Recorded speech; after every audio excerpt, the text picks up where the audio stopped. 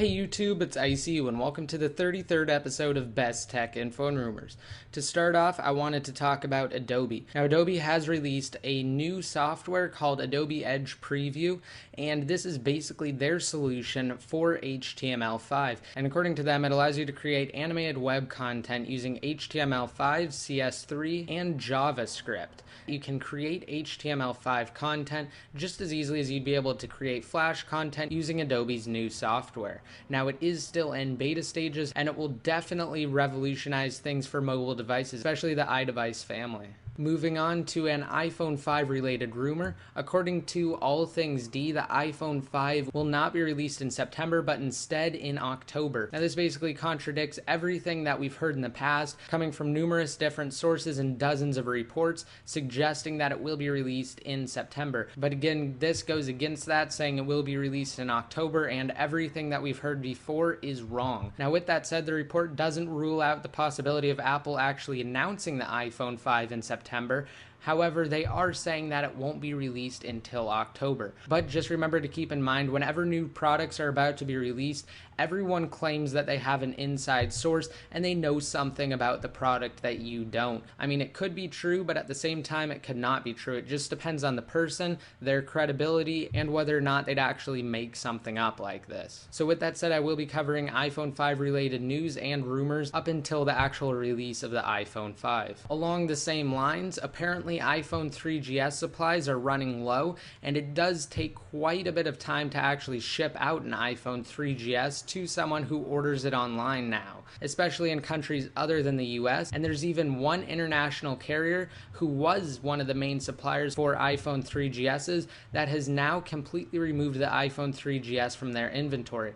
Now, this suggests that the iPhone 3GS will be discontinued upon the release of the iPhone 5. Something that's interesting is that Foxconn is planning on building 1 million robots in the next 3 years to partially phase out their human workforce. Now, for those of you that don't know, Foxconn manufactures parts for Apple, Nokia, and Sony devices. The robots will be capable of spraying, assembling, and welding different parts. So obviously, humans will still be required for the more tedious tasks. However, as technology progresses, I'm sure Foxconn will be one of the leaders of a fully automated mobile device assembly line. Apple also released iOS 4.3 for Apple TV 2 users today, and with the new firmware, you can stream TV shows to your Apple TV that you had previously purchased inside of iTunes.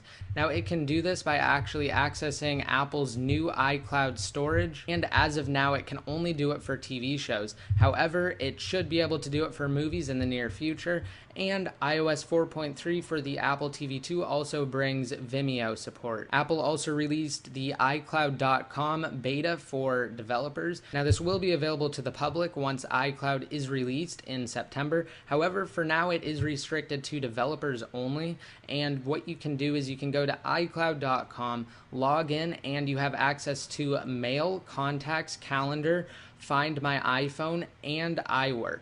Now, these are all cloud-based. For instance, you can access the data from Contacts and Mail from any iDevice that you have that's running iOS 5 or later. And they also announced the storage upgrade pricing. So right now, they have it set at 10 gigabytes is $20 per year, 20 gigabytes is $40 a year, and 50 gigabytes is $100 a year.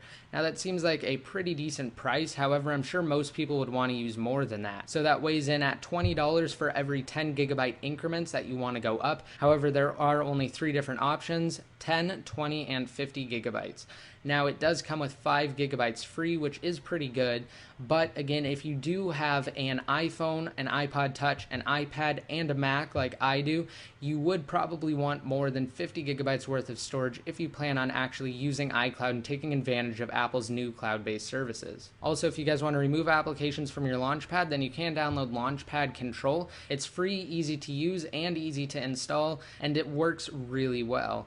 So links to everything I talked about in today's episode will be down below as usual. I also wanted to take this time to thank you guys for helping me reach 35,000 subscribers. That really does mean a lot to me. And again, I just wanted to thank all of my longtime subscribers as well as the new subscribers that have recently started watching my videos. But again, thank you to everybody, because every single one of you counts. I hope you guys liked this video. Please remember to rate it up. For the question of the day, let me know down below, what do you guys think about iCloud.com? bestechicinfo.com, and what do you guys think about the pricing for Apple's new iCloud storage upgrades. Be sure to hit that subscribe button to be notified every time I release a new video.